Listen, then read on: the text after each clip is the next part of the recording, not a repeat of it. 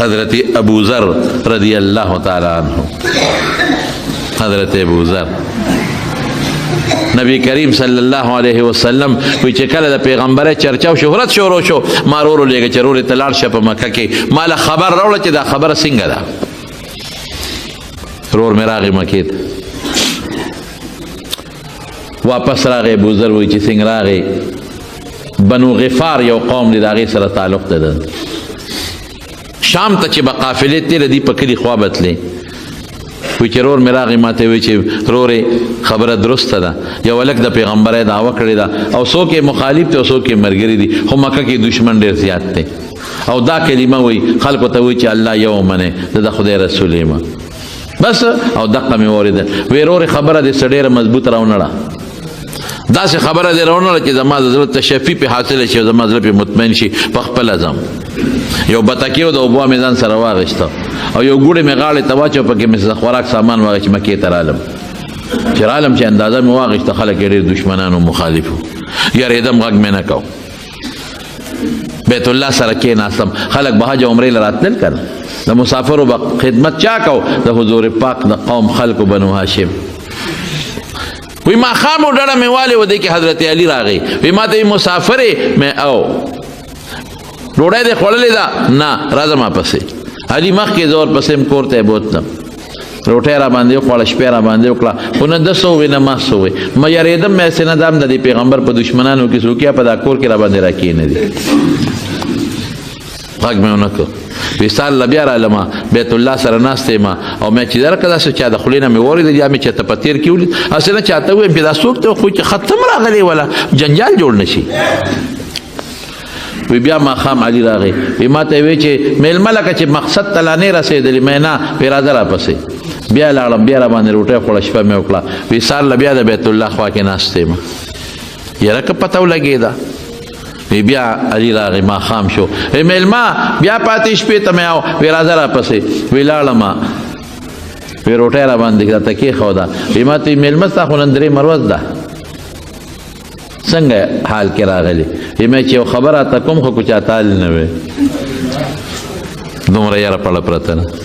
څوک نه خبره وی چې نه چاته مې غوږ نه کومه ښه زه خو د بنو غفار قوم نه مو علاقې نه راغلی یم او ما اورېدلي چې دلته کې یو هلک د پیغمبرۍ دعوه کړې ده معلومات اخلم چې دا رښتونی دی که دروغجن دی. وی ما ته وی بس کار وشو که خیر غم مه کوه زه به دې ورسره میلاو کړم. وی شپې را باندې وکړه او وی سهار وختي ما ته وی دلته ښه په ارام کښېنه چې غږ به نه کوې دې وخت کې نه شم بوتلی ځکه دشمن یې ډېر دی. غرمه خلک اوده کېږي نو چې غرمه خلک اوده شي نو په دې غرمه کې به دې بوځم خو ګوره چې ما سره ځې که نه نیغ به ما پسې راځې ته به ما سره نږدې نه ځې چې څوک پوه نه شي چې دی ملګری دی ګورې او که تا زه پوه شوم چې څوک مخې له رالل او زه په تا یریږم نو زه به یا دیوال ته ودرېږم یا به متیازو ته کښېنم ته به نه ودرېږې ته به نیغ ځې چې څوک پوه نه شي چې دی ملګری دی. وی په دغه چلی نبی کریم صلی الله علیه وسلم له رسول حضور پاک په دار ارقم کې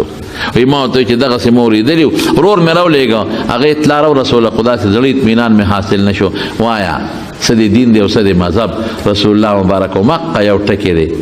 یو خدای به منې بوتانو دا خدایان دا تاسو باطل خدایان نه چاله څه خیر رسولی شي نه شر بچ کولی شي شر نه بچ کولو کې یو الله ومنه بس وی خدای پاک توفیق راکه او د رسول الله مبارک په لاس بیعت وکړو مسلمان شو. وی چې مسلمان شوم وی رسول الله مبارک راته وفرمایل چې ابوذر ځه جندب خپل نوم دی جندب وی ما ته وی چې ابوذر زه خپل کلي ته واپس د دې وخت کې زما ډېر زیات دشمنان دي او انشاءالله یو وخت کې به الله دین غالب کړي نو چې دین کله غالب شو نو بیا راځه مې چې والله که صبر شوه دین رښتونی دی او زه به صبر شم پورې د اسلام یو وجیبه طاقت دی که نه دا درې ورځې چې اسلام پکې نه و نو یارېده غریب چا دی د خولې نه غږ نه شیستی او چې اسلام راغی بیا څه وایي کلي ته ځم ولې دا رښتونی دین دی قسم په الله والله ورځم او د دې مشرکانو کافرانو په دا منځ کې چغه وام او راغی د بیت الله خواله او چغې واله اشهد ان لا اله الا الله واشهد ان محمدا عبده ورسوله خو چې دا چغې واله بس خلک پرې راټول شو اول ټکول شروع شو غریب دومره او دومره چې بے هوشه شو حضرت عباس راغی او پی ور پریوت وی خلقا د سکوي د په قوم زمون لار د چې شام ته زو راځو نو کدا مړ شو نو بیا زمون لار بندره مونږ به شام ته په کومه زو په کومه برازو زمون غلا ټوله شام نه ده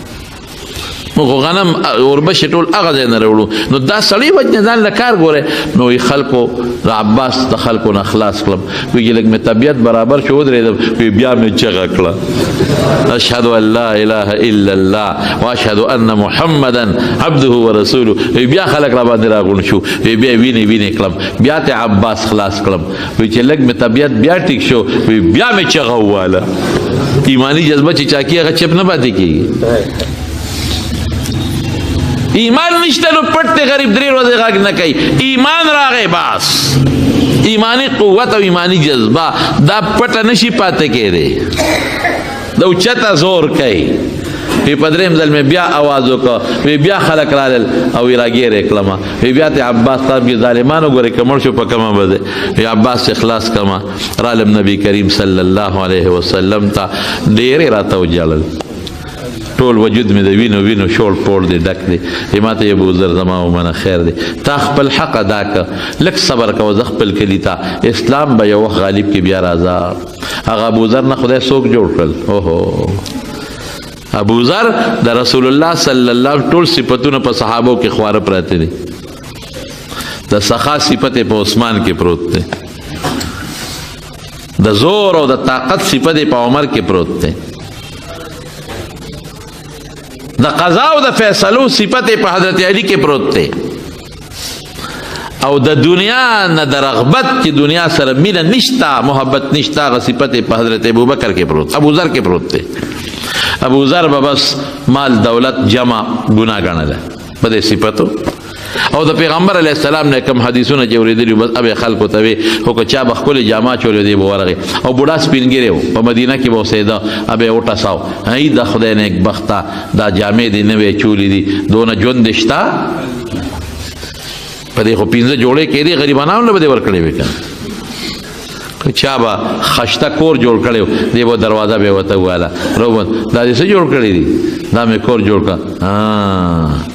تب دې کور کې اوسېږي کنه قبر نه بځي خبر جوړ کا کور دې جوړ کړی دی بلا پیسې دې پدې ولګول بس هر چا سره جنگ جګړه حضرت ابوبکر صدیق زمانہ وا هم تیر شو دا عمر زمانہ هم تیر شو حضرت عثمان زمانہ و جنگ زیات شو خو چې چا سره پیسې وا دې ورته جګړه او چې چا په دکان کې سودا درهم او دنانیر درهم کيو من النا پدې به ور کې داغ ملاويږي د تخا عثمان صاحب د توی ابو ذر لا سو کا چې لاړ شام ته الته کې حضرت معاویه رضی الله عنه بادشاہ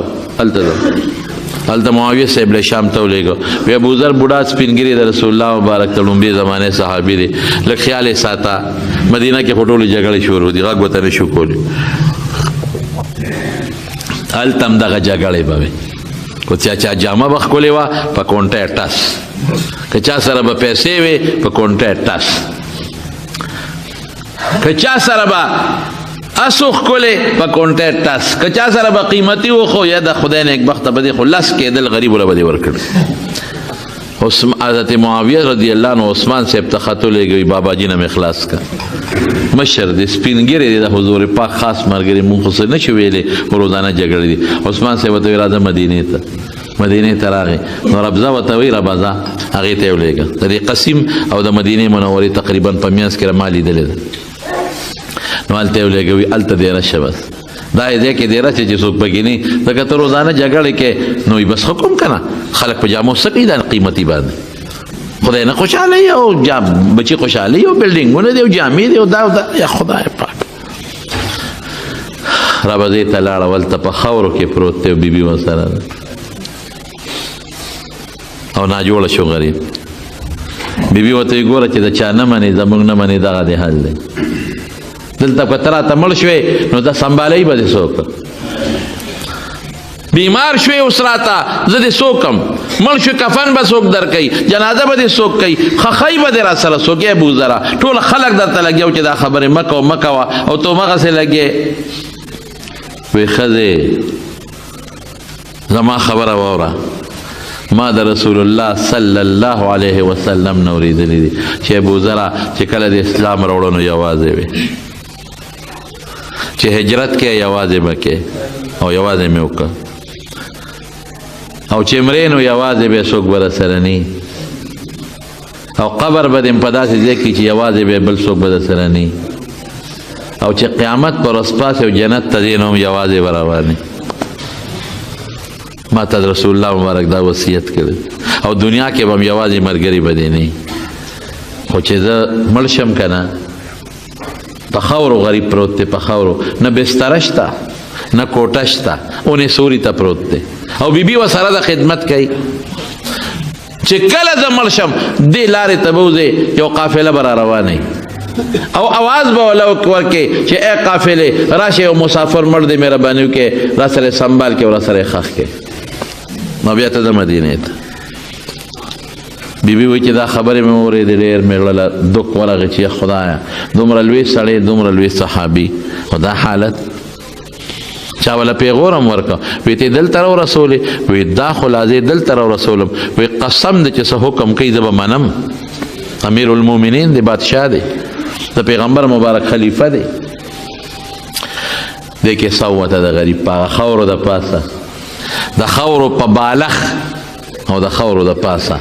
ښځه وایي چې لاړم ووتم لارې ته کوز شوم د وصیت مطابق رښتیا یو قافله را روانه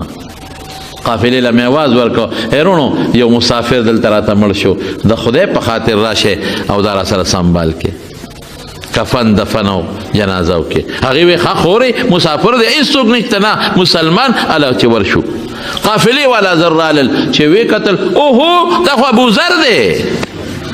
او خلکو پېژانده که نه نو حضرت ابوذر غفاری دی رضی الله تعالی عنه دا دلته څه کوي اوهو دا خو موږ له غنیمت دی د خدمت د قبر د دفن هغه ځای کې ولا هغې قبر وکنسته کفن دفن یې ولا ورکړه او په هغه ربضه کې دفن کړه دې قبر لته نه ما لیدلی دا د رسول الله صلی الله علیه وسلم لومبي ملګري دا مې راته غټ غټ راغونډ کړل لوی لوی ملګري مې راغونډ کړل چې کوم لوی لوی